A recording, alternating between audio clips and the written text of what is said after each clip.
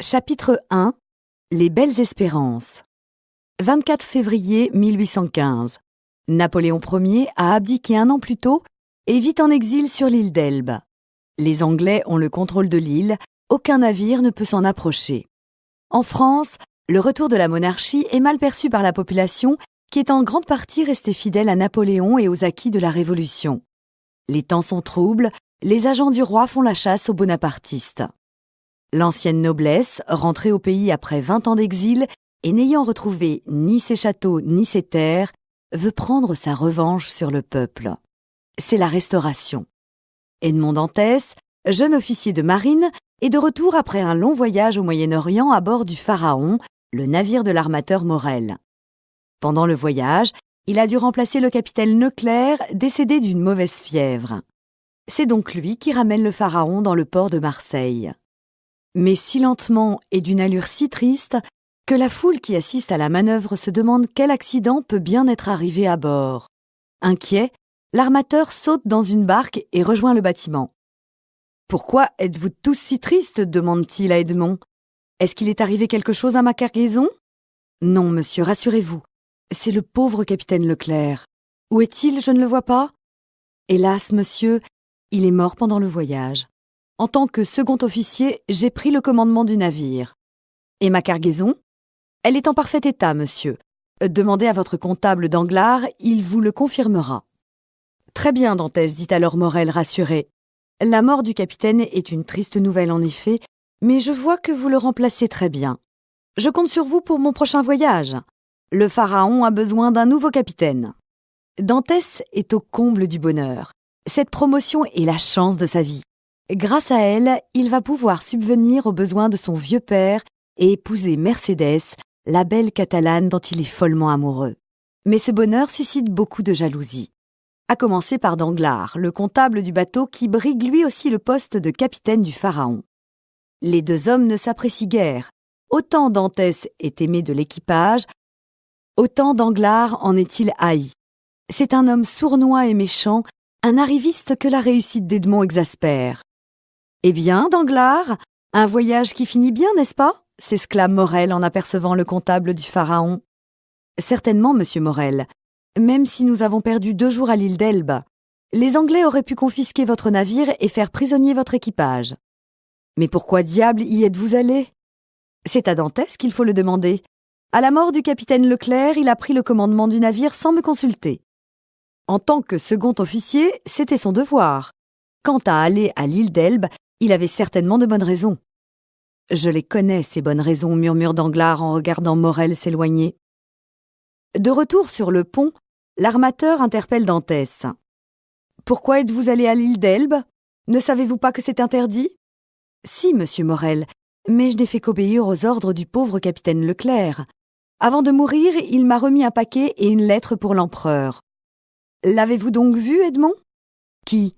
Napoléon? »« Oui. » Morel regarde autour de lui et tire Dantès à part. « Et comment va l'empereur » demande-t-il vivement, de peur qu'on ne l'entende. « Bien, autant que j'ai pu en juger par mes yeux. Il m'a même parlé de vous et de votre oncle Policar Morel qui a servi dans le même régiment que lui à Valence. »« C'est vrai, dit l'armateur, mon oncle est un vrai grognard. »« Bon, vous avez bien fait, Dantès. Quoique, si l'on savait que vous avez remis un paquet à l'empereur, cela pourrait vous compromettre. Surtout, n'en parlez à personne. Le Pharaon a besoin de son capitaine. »« Repartons-nous bientôt, monsieur ?» demande Danglars, qui s'était lentement rapproché de Morel pendant qu'Edmond veillait à la manœuvre. « Dans 3 mois. Quant à l'île d'Elbe, tout est réglé, soyez sans crainte. »« Dantès vous a donc parlé de la lettre ?»« Quelle lettre? De quoi parlez-vous » demande Morel, qui feint de ne pas comprendre pour ne pas trahir Dantès. « Ah, je croyais. Mais c'est sans importance, n'en parlons plus. » Descendu à terre, Edmond se précipite chez son père et lui annonce la bonne nouvelle. « Que le Seigneur me pardonne, dit le jeune homme, de me réjouir d'un bonheur fait avec le deuil d'une famille. Le brave capitaine Leclerc est mort, mon père, et il est probable que, par la protection de Morel, je vais avoir sa place. Comprenez-vous, mon père, capitaine à 20 ans? »« Oui, mon fils, oui, en effet, dit le vieillard, c'est heureux. Je veux que du premier argent que je toucherai, vous ayez une petite maison avec un jardin. » Mais qu'avez-vous donc? On dirait que vous vous sentez mal. Ce n'est rien, c'est l'émotion, dit le père Dantès. Sans doute, réplique Edmond, mais vous êtes bien pâle. Un verre de vin vous fera du bien. Edmond se précipite dans la cuisine et découvre consterné que son pauvre père manque de tout. Ni pain, ni vin, rien, aucune nourriture. Le buffet est désespérément vide.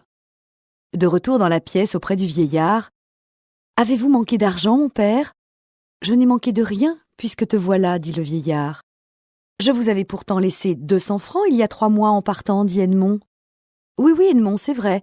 Mais tu avais oublié en partant une petite dette chez le voisin Cadrousse. Il me l'a rappelé en me disant que si je ne payais pas pour toi, il irait se faire payer chez Morel. Alors, tu comprends, j'ai eu peur que cela te fasse du tort. J'ai préféré payer pour toi. Mais c'était 140 francs que je devais à Cadrousse, et vous les avez donnés sur les 200 francs que je vous avais laissés, de sorte que vous avez vécu 3 mois avec 60 francs. Tu sais combien il me faut peu de choses, dit le vieillard. Oh mon Dieu, pardonnez-moi, s'écrie Edmond. Cela n'arrivera plus. Tenez, père, prenez et envoyez chercher tout de suite quelque chose, dit-il en vidant sur la table ses poches, d'où sortent une douzaine de pièces d'or. Doucement, dit le vieillard. Si l'on me voyait acheter trop de choses à la fois, on pourrait croire que j'ai été obligé d'attendre ton retour pour les acheter. Faites comme vous voudrez, mais avant toute chose, prenez une servante. Je ne veux plus que vous restiez seul. Et maintenant, pardonnez-moi, mais j'ai hâte de retrouver Mercédès. Cadrousse, entrez donc, cher ami. Vous êtes venu voir Edmond, n'est-ce pas? Dit le vieux Dantès en apercevant un homme à la porte restée ouverte.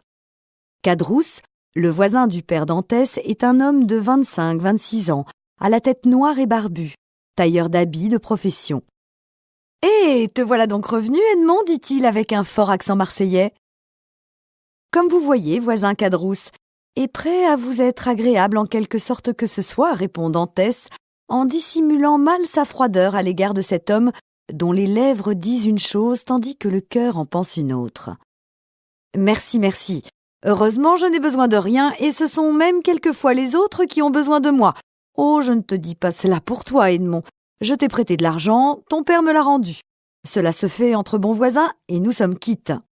On n'est jamais quitte envers ceux qui nous ont aidés, dit Dantès, car lorsqu'on ne leur doit plus d'argent, on leur doit la reconnaissance. Ce bon Cadrousse, dit le vieillard, il nous aime tant. Alors, il paraît que tu deviens riche, garçon, dit le tailleur en jetant un regard oblique sur la poignée d'or et d'argent restée sur la table. Vous vous trompez, Cadrousse, dit Edmond, qui a remarqué le regard de convoitise de son voisin. Cet argent appartient à mon père. Il a vidé sa bourse sur la table devant moi pour me prouver qu'il n'avait eu besoin de rien pendant mon absence. Ah, je croyais. On m'a dit au port que tu allais être nommé capitaine, alors... Ce n'est pas encore fait, répond Dantès, pressé d'en finir avec ce voisin trop curieux à son goût. Cela se fera, dit Cadrousse. Je lis le bonheur dans tes yeux. Comme se fera aussi ton mariage avec la belle Mercédès. Mais si nous devons encore nous fiancer, s'exclame Edmond en riant. Qui t'en empêche maintenant que te voilà presque capitaine? Justement, dit Edmond, j'allais rejoindre Mercédès lorsque vous êtes arrivé. Alors qu'attends-tu? Dépêche-toi et mariez-vous le plus tôt possible, crois-moi. Mercédès est une belle fille, et les belles filles ne manquent pas d'amoureux. Celle-là surtout, elle est toujours accompagnée d'un jeune homme de ton âge. J'y vais, dit Fernand avec un sourire qui dissimule mal son inquiétude. Il embrasse son père, salue d'un signe de la tête son voisin Cadrousse et sort sans ajouter un mot. Cadrousse est un hypocrite qui rend service quand ça l'arrange. N'empêche, il a tout de même été bon pour moi, murmure Edmond en quittant la maison de son père. Pendant ce temps, dans sa petite maison au village des Catalans, Mercédès fait face aux insistances de Fernand Mondego, son cousin, éperdument amoureux d'elle. Les Catalans, comme on les appelle à Marseille, sont les lointains descendants d'une colonie d'Espagnols arrivés par la mer il y a 3 ou 4 siècles sans que personne ne sache d'où ils venaient exactement, ni pourquoi ils avaient quitté leur patrie.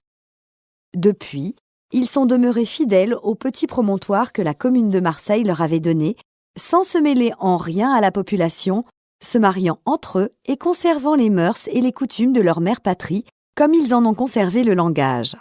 « Voyons, Mercédès, dit Fernand, voici Pâques qui va revenir, C'est le moment de faire une noce, répondez-moi. Je vous ai répondu 100 fois, Fernand. Pourquoi me le demandez-vous encore? Eh bien, répétez-le encore pour que j'arrive à le croire. Dites-moi pour la 100e fois que vous refusez mon amour. Je vous aime comme un frère, mais mon cœur est à un autre. Oui, je le sais bien, Mercedes, mais oubliez-vous que c'est parmi les Catalans une loi sacrée de se marier entre eux? Ce n'est pas une loi, c'est une habitude, voilà tout. Et puis, vous allez bientôt devoir partir, Fernand. Une fois soldat, que ferez-vous d'une pauvre fille orpheline, triste, sans fortune? Depuis 1 an que ma mère est morte, je vis presque de la charité publique.